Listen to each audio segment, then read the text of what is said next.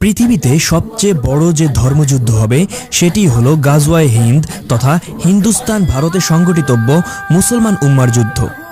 এই সম্মানিত যুদ্ধে নিশ্চিতভাবেই মুসলিম উম্মাহ বিজয় লাভ করবে, কিন্তু এই সম্মানিত যুদ্ধে 1/3 মুসলমান শাহাদাত বরণ করবেন এবং শেষাংশ যুদ্ধ শেষ করে বিজয় লাভ করবেন। যারা এই সম্মানিত যুদ্ধে শাহাদাত বরণ করবেন তারা নিশ্চিতভাবেই জান্নাতবাসী হবেন এবং যে সব মুসলমানগণ এই সম্মানিত যুদ্ধে বিজয় হয়ে ফিরবেন তারা ঈমান নিয়ে মৃত্যুবরণ করবেন এবং জান্নাতবাসী হবেন। আবার এই সম্মানিত যুদ্ধ থেকে যেসব নামধারী মুসলমানরা পালিয়ে যাবে তারা বেঈমান হয়ে মৃত্যুবরণ করবেন। পবিত্র হাদিস শরীফে গাজওয়াতুল হিন্দ সম্পর্কে বলা হয়েছে যে এটা হবে কাফির মুশরিকদের সাথে মুসলমানদের পৃথিবীর ভিতর বৃহত্তম জিহাদ বা যুদ্ধ। এই যুদ্ধে হিন্দুস্তানের মোট মুসলিমদের 1/3 শহীদ হবে, আরেক অংশ পালিয়ে যাবে এবং শেষ অংশ জিহাদ চালিয়ে যাবে। মুসলমানদের নিশ্চিত জয় হবে, কিন্তু এটা এতটাই ভয়াবহ হবে যে হয়তো অল্প কিছু সংখ্যক মুসলিমই বেঁচে থাকবেন বিজয়ের খোশ আমদেদ করার জন্য। রাসূল সাল্লাল্লাহু আলাইহি ওয়াসাল্লাম বলেন, আমি পূর্ব দিকে বিজয়ের গন্ধ পাচ্ছি। সাহাবায়ে কেরাম রাদিয়াল্লাহু তাআলা আনহুম জিজ্ঞেস করলেন, ইয়া রাসূলুল্লাহ, আপনি কিসের বিজয়ের গন্ধ পাচ্ছেন? রাসূল সাল্লাল্লাহু আলাইহি ওয়াসাল্লাম বললেন, পূর্ব দিকে মুসলিম ও মুশরিকদের মধ্যে একটা যুদ্ধ শুরু হবে। যুদ্ধটা হবে অসম। মুসলিম সেনাবাহিনী থাকবে সংখ্যায় সীমিত, কিন্তু মুশরিক সেনাবাহিনী থাকবে সংখ্যায় অত্যাধিক। ওই যুদ্ধে মুসলিমরা এত বেশি মারা যাবে যে রক্তে মুসলিমদের পায়ের টাকনু পর্যন্ত ডুবে যাবে। ওই যুদ্ধে মুসলিমরা 3 ভাগে বিভক্ত থাকবে। এক ভাগ হলো বিশাল মুশরিক বাহিনী দেখে ভয়ে পালিয়ে যাবে, তারাই হলো জাহান্নামী। আর এক ভাগ সবাই যুদ্ধে শহীদ হবেন। শেষ ভাগ আল্লাহর উপর ভরসা করে যুদ্ধ চালিয়ে যাবে এবং শেষ পর্যন্ত জয়লাভ করবে। রাসূলুল্লাহ সাল্লাল্লাহু আলাইহি ওয়াসাল্লাম বলেন, এই যুদ্ধ বদর যুদ্ধের সমতুল্য। তিনি আরও বলেছেন, ওই সময় মুসলিমরা যে যেখানেই থাকুক না কেন তারা যেন সেই যুদ্ধে শরিক হয়। আবু হুরায়রা রাদিয়াল্লাহু তাআলা আনহু কর্তৃক বর্ণিত, মুহাম্মদ সাল্লাল্লাহু আলাইহি ওয়াসাল্লাম ভারতীয় উপমহাদেশকে বুঝিয়েছেন এবং তিনি বলেছেন, অবশ্যই আমাদের একটি দল ভারতের সাথে যুদ্ধ করবে। আল্লাহ সেই দলের যোদ্ধাদের সফলতা দান করবেন আর তারা রাজাদেরকে শিকল বা বেড়ি দিয়ে টেনে আনবে এবং আল্লাহ সেই সকল যোদ্ধাদের ক্ষমা করে দিবেন এবং সে মুসলিমেরা ফিরে আসবে এবং তারা ঈসা ইবনে মারিয়াম আলাইহিস সালামকে সিরিয়া তথা শামে পাবে। আবু হুরায়রা রাদিয়াল্লাহু তাআলা আনহু বলেন, আমি যদি সেই গাজওয়া পেতাম তাহলে আমার সকল নতুন ও পুরাতন সামগ্রী বিক্রি করে দিতাম এবং এতে অংশগ্রহণ করতাম। যখন আল্লাহ সুবহানাহু ওয়া তাআলা আমাদের সফলতা দান করতেন এবং আমরা ফিরতাম, তখন আমি একজন মুক্ত আবু হুরায়রা হতাম যে কিনা সিরিয়ায় হযরত ঈসা আলাইহিস সালামকে পাবার গর্ব নিয়ে ফিরত। সেটা আমার গভীর ইচ্ছা যে আমি ঈসা আলাইহিস সালামের এতটা নিকটবর্তী হতে পারতাম যে আমি তাকে বলতে পারতাম, আমি মুহাম্মদ সাল্লাল্লাহু আলাইহি ওয়াসাল্লামের একজন সাহাবী।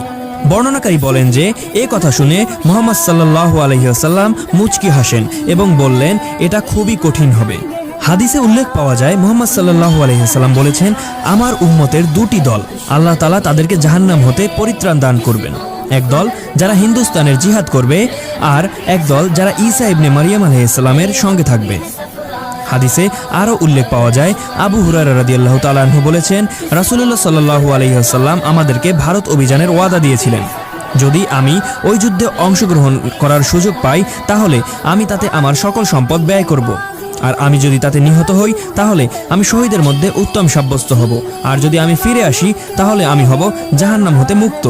হযরত কাব থেকে বর্ণিত, মুহাম্মদ সাল্লাল্লাহু আলাইহি ওয়াসাল্লাম বলেন, জেরুজালেম তথা বাইতুল মুকাদ্দাসের একজন রাজা ভারতের দিকে সৈন্য প্রেরণ করবে এবং সেখানের যাবতীয় সম্পদ ছিনিয়ে নেবে। ওই সময় ভারত বাইতুল মুকাদ্দাসের একটি অংশ হয়ে যাবে। তখন তার সামনে ভারতের সৈন্যবাহিনী গ্রেপ্তার অবস্থায় পেশ করা হবে। প্রায় গোটা পৃথিবী তার শাসনের অধীনে থাকবে। ভারতে তাদের অবস্থান দাজ্জালের আবির্ভাব হওয়া পর্যন্ত থাকবে। গাজওয়াতুল হিন্দ মানেই হিন্দুস্তানের যুদ্ধ। নামটি হাদিসের ভাষা থেকে নেয়া। হিন্দুস্তান অর্থাৎ ভারতীয় উপমহাদেশ। ভারতীয় উপমহাদেশের এই চূড়ান্ত যুদ্ধকে রাসূল সাল্লাল্লাহু আলাইহি ওয়াসাল্লাম নামকরণ করেছেন গাজওয়াতুল হিন্দ। ইসলামের যুদ্ধগুলোকে মৌলিকভাবে 2 ভাগে ভাগ করা যায়, গাজওয়া এবং শিকওয়া কিংবা সারিয়া। যে যুদ্ধ বা জিহাদে রাসূল সাল্লাল্লাহু আলাইহি ওয়াসাল্লাম নিজেই অংশগ্রহণ করেছেন তাকে গাজওয়া বলা হয় এবং যে যুদ্ধ অভিযানে তিনি অংশগ্রহণ করেননি তাকে ক্ষেত্রবিশেষে শিকওয়া কিংবা সারিয়া বলা হয়। সুতরাং গাজওয়া রাসূল সাল্লাল্লাহু আলাইহি ওয়াসাল্লামের জন্য খাস এবং বিশেষ একটি পরিভাষা। জিহাদের একটি বিশেষ স্তর। রাসূল সাল্লাল্লাহু আলাইহি ওয়াসাল্লাম ভারত অভিযান ও বিজয়ের সুসংবাদ দিয়েছেন, আর এই অভিযান বা যুদ্ধ যখন হবে তখন তিনি দুনিয়াতে থাকবেন না, তিনি জানতেন।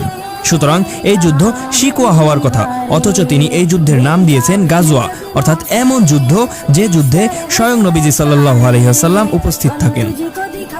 এটি একটি সম্ভাষণ, গুরুত্বের প্রাধান্য ও মর্যাদার মূল্যায়ন। এই যুদ্ধ যেন এমন, যারা এই যুদ্ধে শরিক হবে তারা যেন তাদের নিজেদের সাথে রাসূল সাল্লাল্লাহু আলাইহি ওয়াসাল্লামকেই পেল। যুদ্ধটির নাম গাজওয়া হওয়ার সম্ভাব্য আরও কারণ থাকতে পারে, যেমন এটি মুশরিক কিংবা মালাউনদের সাথে মুসলমানদের চূড়ান্ত যুদ্ধ। যুদ্ধের প্রচণ্ডতা, পরিবেশ, মুসলিম ও মুশরিকদের বৈষম্যমূলক অবস্থান, ইমানদারদের স্বল্পতা, কঠিন পরীক্ষা, চূড়ান্ত বিজয় সহ ভারতীয় উপমহাদেশকে সার্বিকভাবে শিরকের মূলোৎপাটনের মাধ্যমে দারুল ইসলামের অন্তর্ভুক্ত করার কারণেও এমনটা হতে পারে। সুতরাং গাজওয়াতুল হিন্দ হলো ভারতীয় উপমহাদেশের মুসলিমদের ভারতের মালাউনদের বিপক্ষে চূড়ান্ত যুদ্ধ, যেখানে মুসলিমরা বিজয়ী হবে। হাদিসে বর্ণিত হিন্দ বা হিন্দুস্তান হলো অবিভক্ত ভারতীয় উপমহাদেশ, যা গ্রেটার খোরাসানের কিছু অংশ, পাকিস্তান, ভারত, বাংলাদেশ, নেপাল ও শ্রীলঙ্কা নিয়ে গঠিত। হিন্দুস্তানের এই ভবিতব্য যুদ্ধটি সম্পর্কে রাসূল সাল্লাল্লাহু আলাইহি ওয়াসাল্লাম তার পবিত্র জবান থেকে ভবিষ্যৎবাণী করেছেন, যা আমরা ইতিপূর্বে আবু হুরায়রা এবং কাব সহ অন্যান্য আরও অনেকের বর্ণিত হাদিস থেকে এ সম্পর্কে জানতে পেরেছি।